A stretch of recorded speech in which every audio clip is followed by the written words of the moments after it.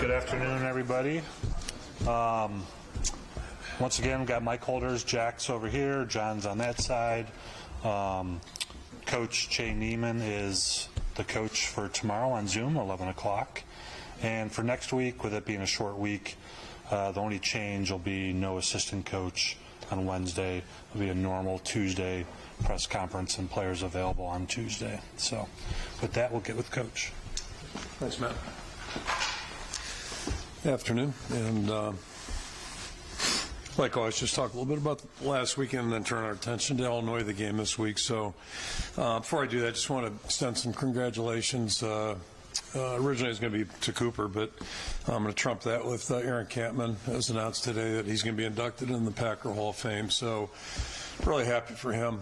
Tremendous player here, tremendous individual, and obviously had a great career in the NFL. As well as at Iowa, and has gone on and done a lot of really neat things. He and his wife Lindy raising a beautiful family and coaching high school football and then doing some things in the private sector on top of it. So just really happy for him and pleased for that recognition for him. And then regarding Cooper, just happy to see him, the Bednarik semifinalist, and got a couple guys on different lists, so just really happy for the recognition for those guys. All tremendous people, as well as really good players, so happy about that also, and see where that all goes here. So, as far as the game again Saturday, just a really good team win. It was a total team victory, so happy about that. I think we showed growth and improvement in several areas, and basically every area, and just happy about that. Played penalty-free, which is hard to do, and good clean football there, and came out of the game fairly healthy, so pretty good about that as well at this time of year. And just a little side note, coincidentally, or however you want to put it, but it's 2 out of 3 games right now that have been potentially impacted by the replay system, and I've got some feelings about that. I'm a little confused on what conclusive means, what the definition of that is, and just in terms, I thought, it seems like the spirit of the replay was just to correct obvious mistakes, but I always think about Marv Levy in that NFL clip. You guys are over-officious jerks, and I'm not calling anybody a jerk, but the over-officious part I think does fit. So, I just hope we, as a conference or as a collective body, just go back and take a look at that again, because I think it's kind of a flawed system at this point. So enough on that. Moving to Illinois, captains are the same guys. We got Joe Evans, got Jay Higgins, and Logan Lee on defense, and then Luke Lachey will represent the offense.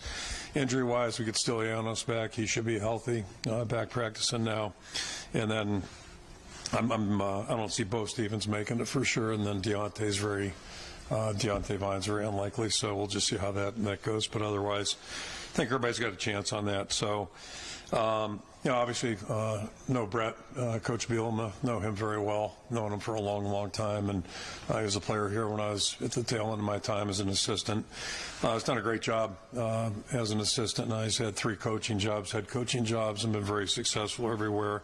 And he's doing a great job at Illinois, too. So they had a really good football team last year, and, they come in here right now, I think with a lot of momentum. They've won 3 out of their last 4 games, playing really well. And it's really, an interesting situation where they not only have one, but they have 2 quarterbacks that are playing really well. And I think their team has great confidence in both those guys. Playmakers pretty much everywhere you look offensively. They got a really good group of receivers. Number 1's a highlight guy. Have a really talented back, very versatile. He got hurt, and a true freshman came in and did a great job there. And as I mentioned, 2 quarterbacks, and I think they got about 3 or 4 guys back on that offensive line. So they're, a really good team that way. Defensively, most seasoned and very talented. Up front, got a couple guys that are really challenging, pose problems for you, and. Done a good job in special teams as well. Number 1 returns punts, and they've got a young guy playing the kick return game who's doing a good job as well. So, like I said, they come in with momentum. We're going to have a big challenge on our hands. They have to be at our best Saturday, just like each and every week. And then just a couple side notes here. Senior Day, and it's always kind of a bittersweet thing. I've got 20 guys, and I think if my breakdown's right, we have 4 6-year seniors, I think 12 fifth-year guys, I think it is, and then 4 fourth-year guys. So it's a good mix of guys, certainly good group of guys. And I think, when you look at senior day, one thing that always kind of jumps out, some guys are really well known. Obviously, Jay Higgins, go right down the list. There's some guys that are very well known. But you think about a guy like Kyler Fisher, which I think is kind of representative of our football team. Came here as a walk-on, pretty much unheralded. Kind of quiet, a little bit, I don't want to say shy, but bashful maybe, or not overly aggressive as a first-year player. But just kept gaining ground, kept working hard and gained confidence. And next thing you know, he's playing special teams, playing on our sub-defenses, and has earned a starting role. And it's just been a really good football player for us. And then off the field, does a great job in the classroom, just an exemplary citizen, and ended up being one of our Hawkeye Challenge captains, the out-of-season competition we do. And not only is he a captain, but one of our top point getters, which involves academic work, community service. I think he was in the top 5 with our community service hours, that type of thing. So the guy just does things right. He's a high-quality guy and has ended up being a really good football player. And I just bring that up because I think, you talk about building a team and having a team. It takes all kinds of guys. Not everybody's going to be Cooper DeJean. You need guys like Kyler that just do a great job and keep improving with every turn. And so it's just, like I say, it's always tough. You're happy it's a celebration for great careers, but it's also tough to say goodbye to guys. Although in this case, we still have a lot of football left in front of us. So. Just throw that out. And then the other part of senior day is parents, having a chance for them to be on the field, be recognized, and just appreciate the sacrifice, the support that they lend to their sons, and then also appreciate the fact they entrust us to work with their sons. So. A lot of good things there. So, that's a special day. And then last but not least, the kid captain this week. We got Cooper Estison, who's from North Liberty. Is a healthy 9-year-old. All of a sudden started acting kind of lethargic. And what they discovered was he had leukemia. So he underwent some pretty aggressive treatment, including chemo. And, fought that for a couple of years. Right now he's an 11-year-old, 5th grader, and doing really well. He's still getting treatment, but he's, playing sports, playing outdoors. Guess he really enjoys art. So I know he's looking forward to being on the sideline, waving up to the hospital, and it'd be great to have he and his family here. So, like always, happy to have a kid captain with us. And last but not least, just we'll turn our attention to Saturday. Hard to believe it's our last home game, but once the seasons get going, it goes fast, and so that's kind of where we're at. So, that I'll throw it out for questions. When you look at Illinois, their defensive tackle. I'm sorry, I'm forgetting on the rules here. Scott Docterman, the Athletic. It's for the audience at home. Now we have one.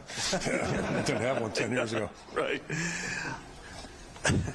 I wanted to ask you about... My brother's watching, I promise you. Is he? Yeah, I'm just guessing. Hi, Kirk's brother. Yeah. I wanted to ask you about the defensive tackle tandem at Illinois. Yeah. And, Keith Randolph's really good, but in particular, number 4, Johnny Newton, may be the best in college football. Mm-hmm. Not only what are the challenges, but how can you prevent him from just completely taking over the game?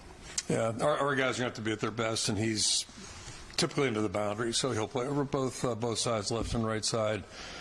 He's really got an unusual combination. He's extremely physical. We're a big physical guy, but he's also really athletic, and it's tough to block him, tough to get in on him, and if you do, you're not going to stay there long. He's just he's a rare talent. I'm not saying he's Simmons in the bowl game that year, but there probably could be some comparisons. He's a guy that's just a really unusual combination of size, speed, strength, and agility. So that's going to be tough. And then, Randolph's on the other side, took Wood to the field. Sometimes they mix that up a little bit, but they're both having 2 guys like that in there, and they've got a big transfer guy playing nose who's doing a good job too. So it's tough to run up in the middle against these guys. It really is. John Seppi, Cedar Rapids Gazette, got the opportunity to potentially get the sole possession of the Big Ten West title this weekend. How much would it mean to be able to do that, considering these types of things don't happen every day, and the opportunity to potentially do it in front of your home crowd? Yeah, I mean, it's certainly a goal. At the start of the season, you want to be the Big Ten West champs if you have that opportunity. If we're on the other side, it'd be the other. But, the bigger goal right now is just winning games. And one thing you try to explain to the players, and I think they figured this out, there's really no downside to winning, and there's a lot of downside to losing. So not that it's all about winning and losing, but that's what you line up and compete for. So obviously it'd be great just to win. It's always great to win in Kinnick, and rarely is it easy. So that's kind of how this game's going to fall in line, I think. Hey, Kirk, Elliott Clough, Rivals. The defense didn't exactly struggle to start the season, but now they're once again among the top 10 in college football. What have you seen from them, how they've continued to get better incrementally, but now those things are starting to add up, and they're really among the best? Yeah, I've said it to several people. I think, we're clearly a better defense than we were 6-8 weeks ago. But that's what you hope for with all of our guys. You hope they're all improving, whether they're experienced or not experienced. And probably the biggest difference, at least from my vantage point, is non-experienced players have a chance to improve more dramatically. Whereas a guy who's already pretty good, it's not going to be quite as dramatic typically. It's kind of like gains in the weight room sometimes. Younger guys gain more and more dramatically. But, I think it's just, it's a residual. The guys have played well. They work hard in practice. They prepare. They study. And then the other component, I think, is, you gain some success if you do, some confidence when you do have success. And we've had some. So, I think that just kind of breeds a little bit more of it. And then the collective power of all that, the synergy that's involved. And you got guys that, have played a lot of football. They're doing a really good job. And then Jay's played a lot of football, but not in that role. And, to lose a guy like Campbell and then him step in and do what he's done, that's really impressive. But that's allowed our whole team to also keep playing pretty well. And, we lost some really good players off that defense last year. We talk about Kayvon, Riley, Jack, Seth. So, Lucas, Van Ness. And so it's a real credit to the whole group. They've all just kept working, and collectively they're playing pretty well right now. Kirk, John Sears, WHO-TV. With all the distractions this year, how has this team been able to stay the course and kind of keep the train on the tracks? And how proud are you of them to be where they are right now, despite maybe some of the off-the-field distractions? Yeah, just really proud of them and really happy for them. And it's, good things that happen. We try to, create a framework for them and give them some guidance. But, ultimately, it all comes down to players. Players play the game. They win and lose out in the field. And they're the ones that have kept the thing on the tracks, because they're the ones that didn't allow distractions to distract them. And there's a million of them. They come at you. And now, we got different forms of them coming each and every week. Now we got to deal with a little success, right? We scored 22 points and got a shutout. So, we're world champions. But, we still got a lot of work to do.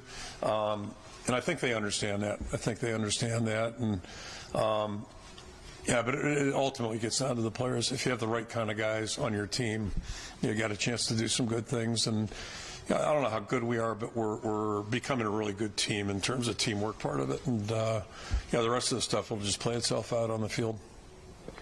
David Eichel, HawkeyeInsider.com. Kirk, talking to some of the players today, Jay Higgins called you a Hall of Fame head coach. Nico thanked you. And Jay, something that stood out to me about Jay is he just said there's no reason for him, being a Hall of Fame head coach, to remain so invested and so passionate about what you do every day.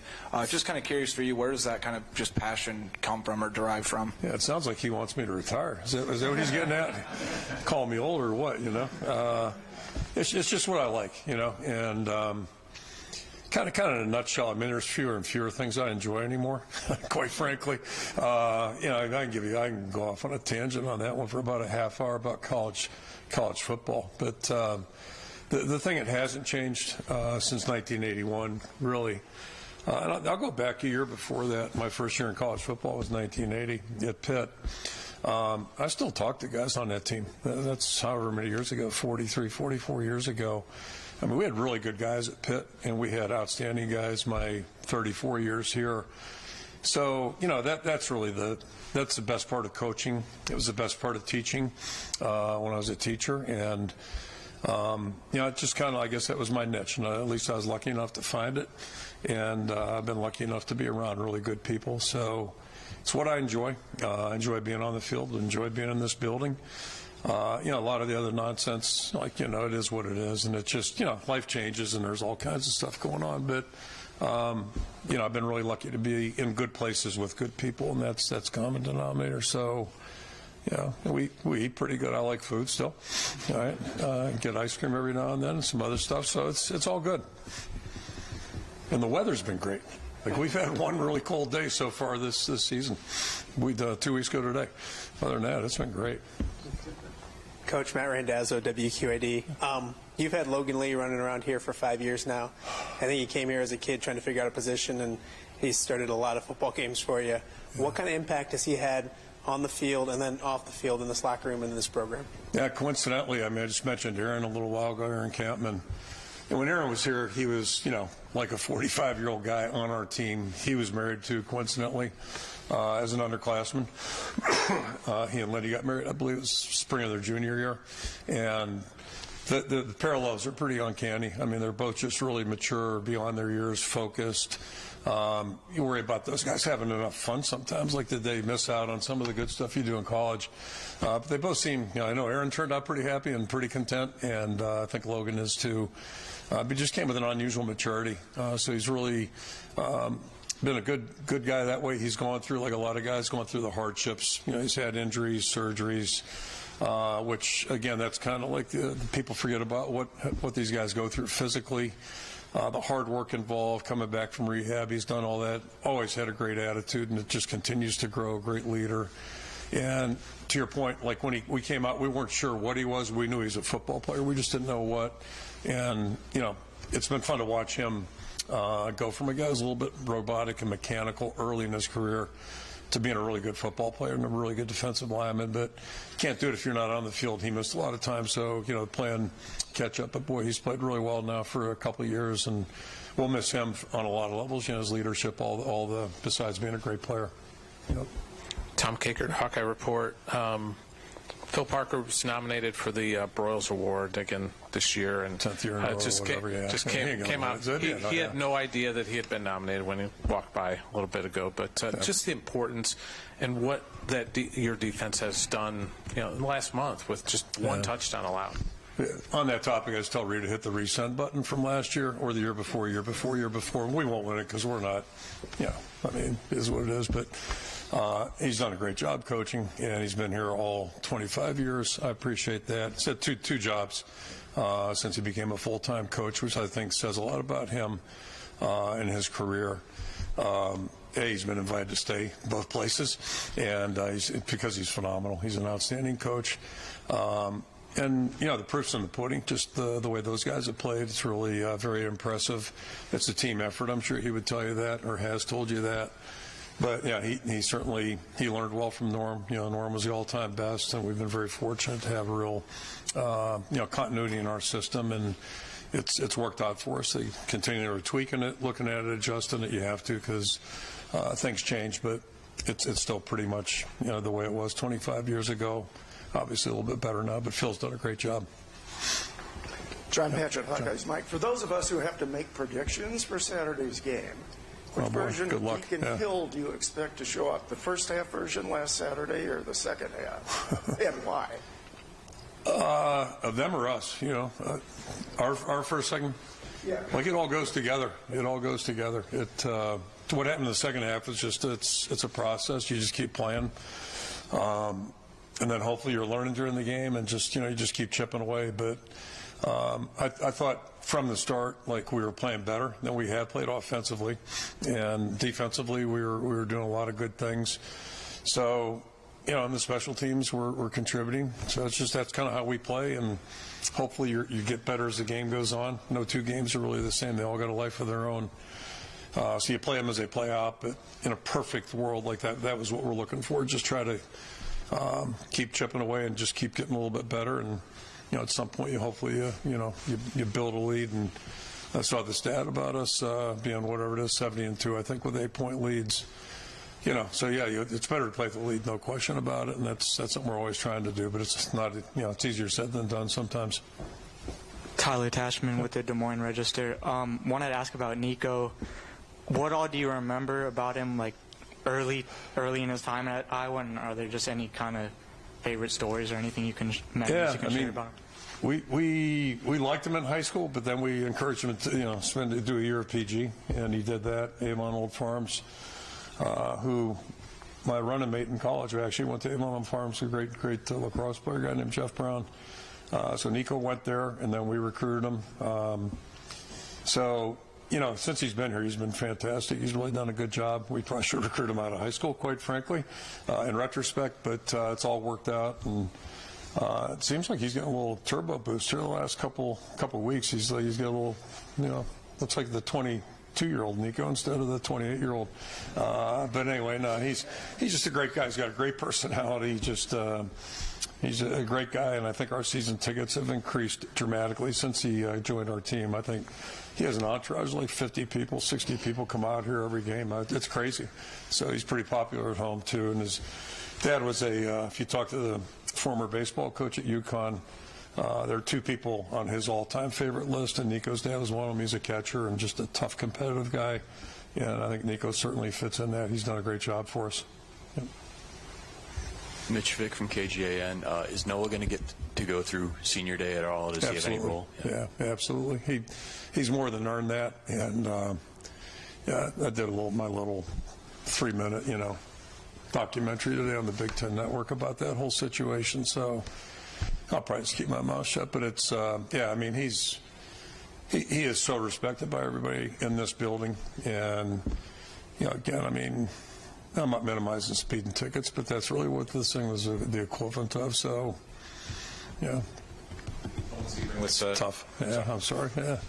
Sorry, Coach. Owen Sebring, KGN. Sounds like from talking to Tory Taylor today, this is probably going to be his last game that he plays at Kinnick Stadium. I'd just be curious to hear maybe some of your first experiences when you first met Tory and what he's meant to the program. I know he's approaching the all-time punts record. He's going to pass Jake and Baker here pretty soon. So what's he meant to this team? What's it going to be like trying to replace a kid like that? Yeah, it's his story is so unusual, and it puts a smile on my face because, I mean, you know, talking about the ills of college football right now, he was the story of that. You know, when he got here, like, you know, I remember pulling up to Purdue, and there was nobody on the sidewalks, kind of weird. It was like a high school scrimmage. Big Ten game, there's nobody there. And like, whoa, okay, science fiction movie. His first game ever, and he was just so naive to college football, American college football. It was kind of refreshing, actually. So it's kind of neat. He's become Americanized now. He's part of the pack here. But just to watch his evolution, he was obviously talented. Then had raw ability and talent. And the one thing about him this year that really I'll never forget, I think, is just the way he's practiced. Like he's a real craftsman now. So he went from a guy who kicked the ball. That's what he did forever.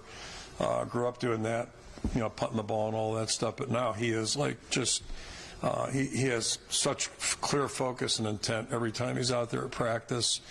And he's really practiced at a high level. And I know he had a so-so game 2 weeks ago. I told him afterwards, I said, I'm just so confident you're going to come right back because you watch a guy every day and you know, that's maturity, that's experience, that's really putting things in the bank and using them to your advantage. So, you know, it's a real credit to him. He's really learned how to be a real focused, college football player, and and he's been a really strong team leader on top of that. You know, and he's got a really unique perspective, but he's a really good team leader. He cares about his teammates deeply. And specialists, it's kind of funny. It's like a relief pitcher in baseball. You know, those guys sit out in a different dugout. They're away from the main team and all that stuff. It's, you know, but there's some parallels to that. Yet when they go out there, everybody watches and sees what they do. And so he's in that situation, yet he's really done a great job bonding with everybody. And I think he enjoys life. I know he seems like he's really enjoyed his time here in Iowa. And just really, we've been fortunate to have him come through this place and be part of us. So just thrilled for him and his futures. You know, wish him all the best. Obviously, moving forward, all these guys. John Seppi, Cedar Rapids Gazette. I think it's been the last 7 seasons that you have had a Schulte in the building. Mm. What has Quinn provided from a leadership standpoint, and is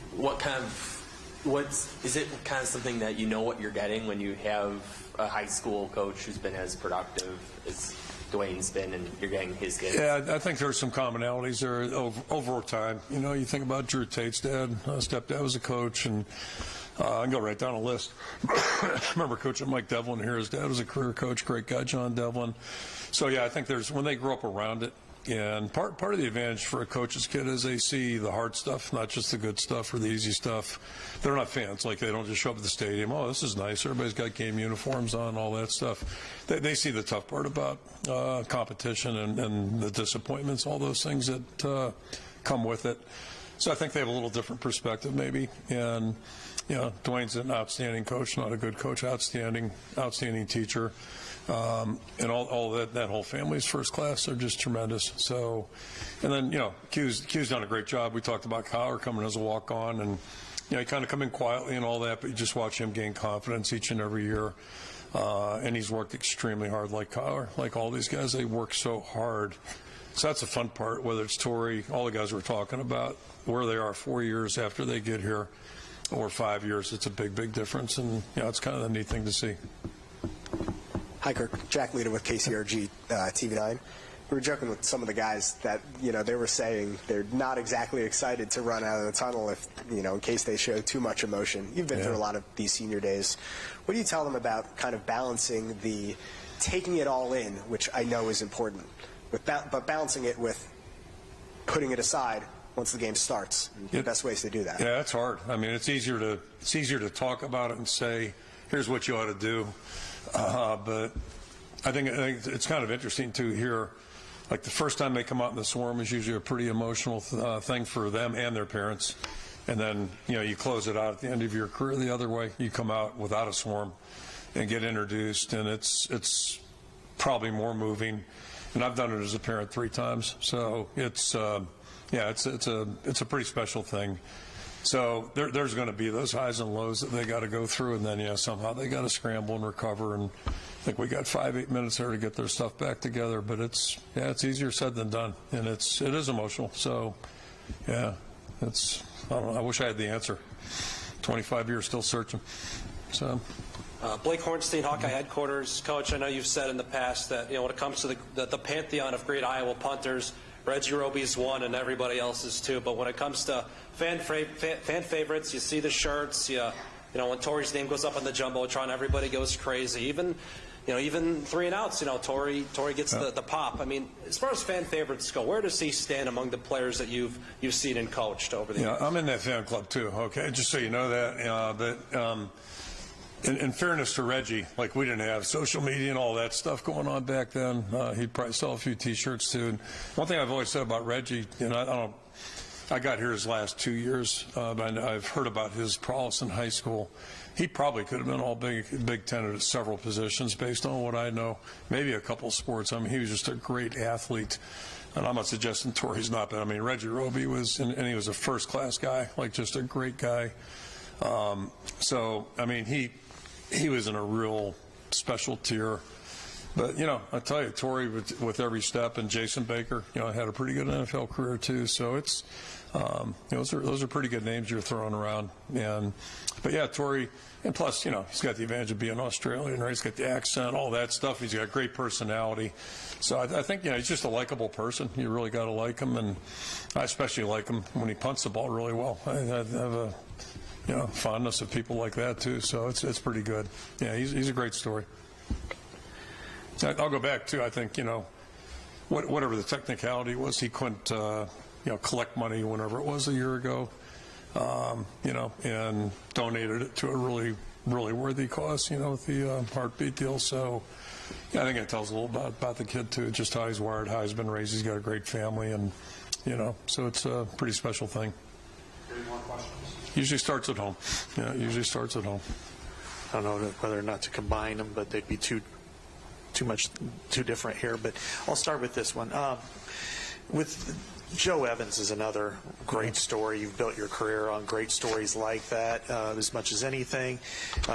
Walk-on, quarterback, switches to defensive end, beats out some scholarship guys to become your start, and then it works his way up to being a team captain, almost a lot like Brett Bielema in some ways. Yeah.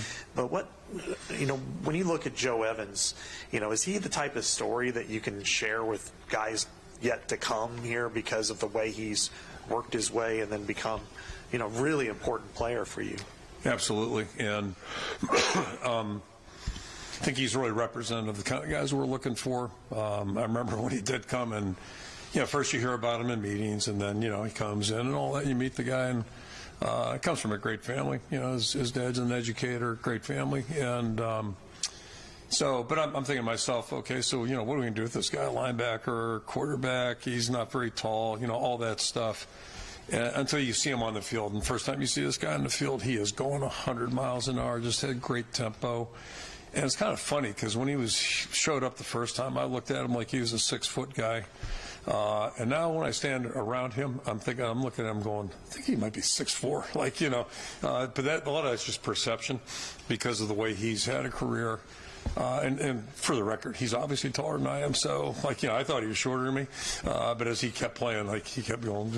And so he's not as small as maybe I thought 5 years ago, 6 years ago. But the guy he's got such a motor, such an attitude, and there's so much to be said for that. And I think that's his best attribute. And when he's out there, he just goes hard, goes hard. And I'm thinking about Campman right now. Matthews is going in with him, and there's another guy who just went hard. Sometimes players outplay their size, they outplay their dimensions, their measurables. And, we've done well with those guys. So, and then him coming back last year, that was just it was a really good deal for us, obviously, and I think it was a good deal for him. I'm glad he came to that decision. But, that was one he had to make for himself, and he did, and he, conferred with his family and just thrilled he's back with us because he's a tremendous player, but a really strong team guy on top of it. Coach Matt Randazzo, WQAD. Brett Bielema comes back to town. I know in 2021 he wasn't able to come because of COVID. He talked yesterday at his press conference about the University of Iowa, your staff, yourself. What have you seen with what he's done at Illinois? Your thoughts from the outside looking in, what he's doing, and then obviously someone you're very familiar with and have a lot of fondness with as well. Yeah, just talking about Joe Evans, who came as a walk-on, and Brett came as a walk-on, ends up being a captain. He and Mike Devlin in '92. So again, that doesn't happen by accident. You don't fall into that. It's hard work, it's attitude, all those things, and I think that's what we've seen him in his career too. I don't think any of us that know Brett from the late '80s, early '90s, or from the early part of his coaching career would really be surprised what he's done. Wisconsin, Arkansas now, what he's doing in Illinois. So he's always been serious about this. He's been inquisitive. He works really hard, just like he did as a player, and those things have carried over in his coaching career certainly. So just happy for his success, and hope he doesn't have any this weekend. But after that, have at it, all for it. Tom Kakert, Hawkeye Report. Some of the guys that are going to be taking part of that could come back next year. Yeah. I know you tend to, it's probably a December conversation, but what are those like, and how much do you, some of it is NIL related these days too, and how's that process work? Yeah, I think it's, you're right on everything you just said. There are numerous guys that are capable of coming back. I think this is the last year of the COVID Derby, but anyway, so the couple guys have that option, and we'll talk to them about it and encourage them, but ultimately it's got to be their decision. I'll cite Riley Moss. Not the same discussion, but it kind of is. He had a chance to come out after the Citrus Bowl, and I thought for sure he would. He chose to come back, but the one component to that is I always tell the guys, don't come back if you want us to kiss your ass every day, because we're not doing that. We're going to coach you and work with you just like we have, since you've been here. And I bring Riley up because, you kind of in the back of your mind, you worry about that when a guy comes back. Is this guy looking for, pats on the back every day and all that stuff? But the thing I'll never forget, Riley was the first guy out there in the spring, just worked his tail off. He had an unbelievably good spring, and then obviously had a great fall last year. So he used that year to his benefit. Not everybody's going to go to the NFL. He did, but the reason you come back is to be at your best. Joe Evans the same way. Joe, I think he wanted to be a captain. I think it was a goal of his. So I couldn't guarantee it to him, but obviously the odds went up with Campbell and some of those guys graduating. But as long as they're coming back for the right reasons, obviously we'd love to have them back. But we're not going to sell them. We're not going to, try to pitch anything to them, and just hope they'd want to come back. But if they move on, then we're with them on that too. That's you don't want guys on the team that aren't here, heart and soul. It just doesn't work out very well. Yep. Okay, thank you.